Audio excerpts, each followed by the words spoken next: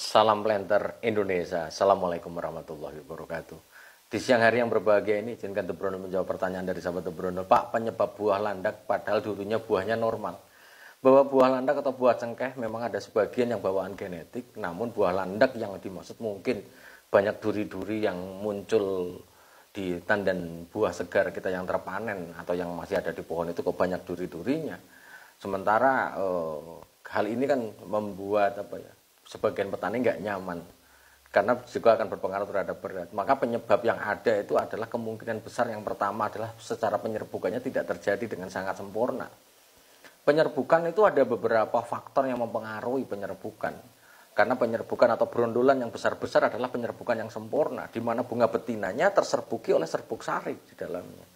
Sehingga faktor yang berpengaruh terhadap munculnya bunga landak yang bukan genetik, karena dulunya pernah normal. Kalau dulunya pernah normal maka bukan bawaan genetik, tapi ada kesalahan di dalam mungkin sistem penyerbukannya.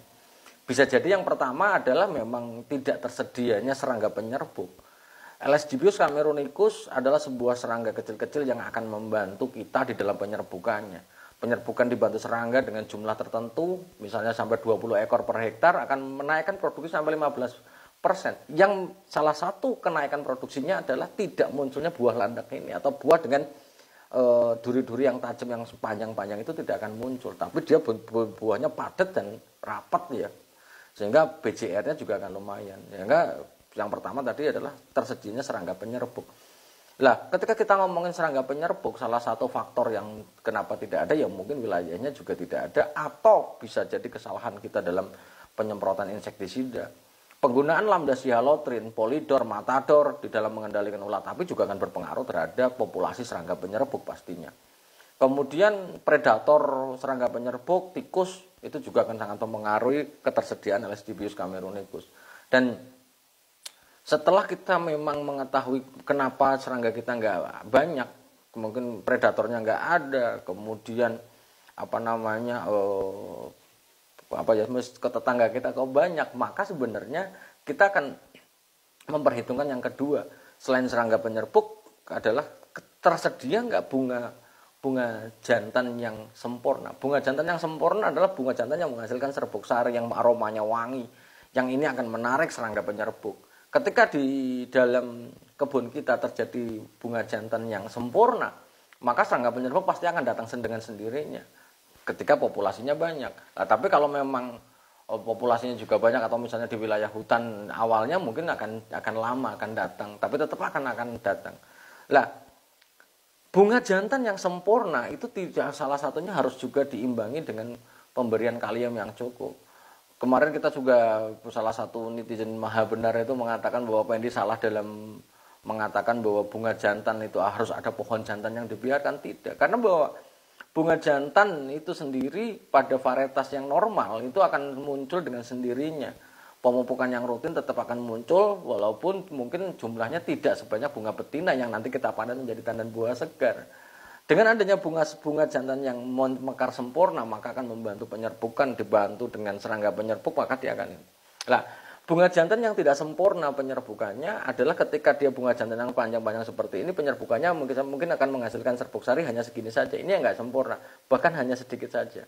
Tapi kalau dia sampai full, salah satu faktor unsur hara yang harus dipenuhi adalah kaliumnya. Karena bahwa kalium selain untuk bunga jantan, tapi juga menjadi penyusun utama dari tandan buah segar yang harus kita berikan dalam jumlah terbanyak. Sekali lagi, kalium adalah jumlah unsur hara terbanyak yang wajib diberikan untuk tanaman kelapa sawit di dalam budidayanya. Karena dia akan mendukung. Lah, logikanya kalau dia diserap tandan buah segar banyak, maka secara otomatis harus kita kembalikan dalam jumlah yang cukup banyak juga. Kalau tidak, ya tekor tanaman kelapa sawitnya. Itu. Kemudian bunga buah landak yang dulunya normal, apakah bisa jadi bawaan genetik Pak Penny? Ya bisa saja. Angka penyimpangan genetik adalah tidak lebih daripada 5%. Artinya kalau dia memang dulunya normal kemudian jadi landak, tapi angkanya hanya 1 pohon saja ya mungkin saja terjadi. Tapi apakah mungkin bisa balik? Ya mungkin bisa dibalik karena mungkin faktor individual ini. Karena faktor genetik individual ini yang susah, individual tanaman. Karena banyak tanaman-tanaman kelapa sawit yang secara individunya memang mengalami penyimpangan tersendiri ada. Saya bilang, misalnya kayak tanaman kelapa sawit yang kekurangan kalium tiba-tiba yang lain dipupuk kalium semuanya, KCl semuanya ataupun NPK dengan kadar kalium yang tinggi, tiba-tiba kok dia menguning sendiri. Ternyata genetik individualnya adalah mengalami pengurangan kemampuan penyerapan kalium adalah sangat mungkin terjadi. Kemudian tiba-tiba Cimera tiba-tiba di TM1 atau TBM mungkin saja terjadi. Tapi angkanya tidak lebih daripada 5%. Sehingga hal inilah yang harus kita sikapi, sahabat The Brondol semuanya, ketika kita melihat buah landak jumlahnya berapa. Kalau misalnya dalam sebuah kasus, kalau dia memang sudah dari landak dari kecil memang sudah keluar bunganya memang landak bin cekeh bin partenokarpi, maka ya tidak bisa disembuhkan. Banyak mungkin teori yang mengatakan harus dibakar, mungkin sembuh. Sekali lagi, pembakaran dengan suhu tinggi, maka dia akan mungkin bisa sembuh, mungkin. Namun ada juga yang tidak sembuh. Ada juga yang dikasih rinso, ada juga yang sembuh, ada juga yang tidak sembuh. Karena balik lagi bahwa yang sangat berpengaruh, terhadap faktor genetik individual itu adalah sangat banyak sekali. Sehingga inilah yang harus kita pahami bareng-bareng sahabat The Brondol bicara tentang tanaman kelapa sawit. Dan ketika kita ngomongin buah landak, maka dicoba dulu. Ada beberapa kasus juga yang ketika kita buah landak kastrasi pertama ini adalah kastrasi pertama adalah sangat penting sekali. Ketika dia buah landak pada awal kita kastrasi, ada yang sembuh, ada yang tidak sembuh. Ini juga mungkin faktor lingkungan juga akan sangat berpengaruh terhadap pertumbuhan dari tanaman kelapa sawit sendiri. Dan kemarin juga ada studi kasus yang nanti akan menjadi PR besar bagi seorang The Brondol sendiri, channel The Brondol sendiri, adalah ketika ada tanaman yang menyimpang secara genetik generatif. Semuanya kayak anggur Pak Pendi. Saya bilang nggak mungkin kalau genetik seperti itu. Coba kita kastrasi. Jadi kalau seandainya terjadi penyimpangan generatif pada tanaman kelapa sawit, bunganya kok banyak banci atau bunganya kok aneh ini Pak Pendi, coba kastrasi dulu. Kastrasi kita. Jadi sekali lagi bahwa kastrasi memang tujuan dasarnya adalah memfokuskan unsur hara yang ditujukan untuk tanaman kelapa sawit sebelum kita membahas tentang generatif untuk buah, tapi kita untuk vegetatifnya. Namun di sisi lain, bahwa kastrasi juga akan membantu kita untuk memperbarui bunganya. Karena beberapa kasus ketika dikastrasi malah sembuh juga ada. Sehingga ini menjadi penting untuk kita pahami bareng-bareng di siang hari yang berbahagia ini, bicara tentang buah landak.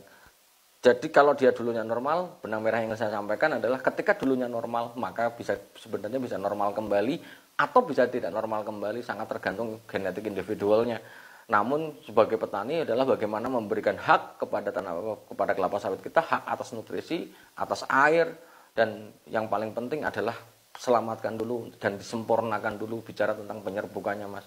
Ketika penyerbukannya sempurna, insya Allah ya buahnya pasti akan sempurna. Semoga bermanfaat bagi sahabat The Brondol semuanya dan salam planter Indonesia. Assalamualaikum warahmatullahi wabarakatuh.